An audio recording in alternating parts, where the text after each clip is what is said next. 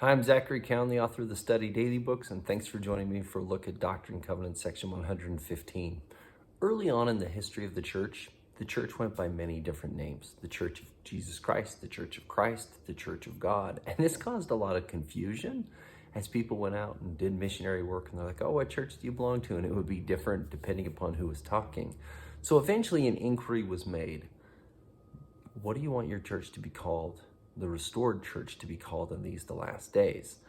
And answer was given in section 115, verses 1 through 4. The name of the church is revealed, but then there's promises revealed in 1 through 6 about the purpose of gathering together of the church and to the stakes of Zion. So go ahead, pause your video, and as you read the name of the church, I'm going to post it here. I want you to consider, why is each word in that name significant?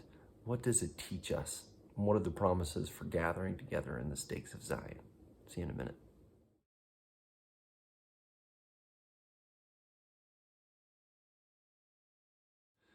Hey, thanks for studying. I'm sure you saw that every single word in the name of the church is significant, and it's there for a reason. It is not a Church of Jesus Christ or one of, but it is the Church of Jesus Christ. And of means like ownership, and you get that. And this is his church in the last days, or in the latter days.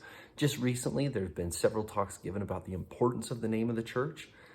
President Nelson, where he said, this is non-negotiable. We've got to change it. We've got to do better at using the full name of the Church of Jesus Christ of Latter-day Saints when we refer to ourselves.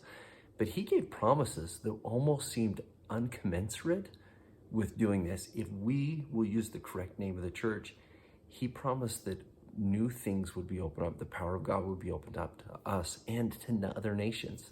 The key to us getting into other nations is correctly identifying us as the restored Church of Jesus Christ of Latter-day Saints. And that by doing that, we can have greater power. And the promise comes here that once we know where it is, there's this gathering spot, not just in Zion, Jackson County, Missouri, but there are gathering spots all over throughout any of the stakes of Zion. There are places of refuge. In Doctrine and Covenants, section 45, after talking about all of the carnage and destruction that may come with the second coming, people were a little nervous. And the Lord, at the end, verses 64 through 75, listed all the blessings of gathering to Zion, that it's a place of refuge. Those promises are not only given about Jackson County, Missouri, but now here in section 115, in verses 5 through 6, they're extended to any of the stakes of Zion. No matter what happens in the world, whether it's earthquakes or famines or pestilences, the members of the church can gather together in their stakes, and they can pool resources, time, talents, energy by the law of consecration, and it becomes a place of refuge, not only for the members of the church, but for anybody living in the area. That is powerful. And the promises of Zion.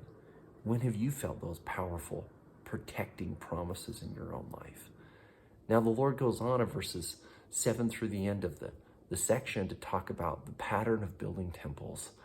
In verses 14 through 16, he used the word pattern several times. And if you look, we follow some of these same patterns today. We make and we purchase land. It becomes consecrated, dedicated, holy. We build temples thereon. And it becomes a place where God's power is manifest. God's power increases, Satan's power decreases. You remember us talking about this. And then in verse 19, the Lord gives a promise about his prophet. He says this, for behold, I will be with him, and I will sanctify him before the people.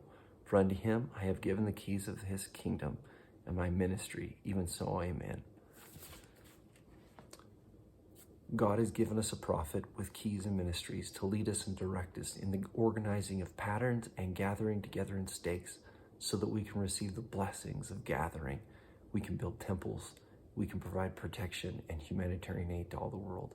How good it is to be a member of the Church of Jesus Christ of Latter-day Saints. Hey, thanks for studying. We'll see you next time.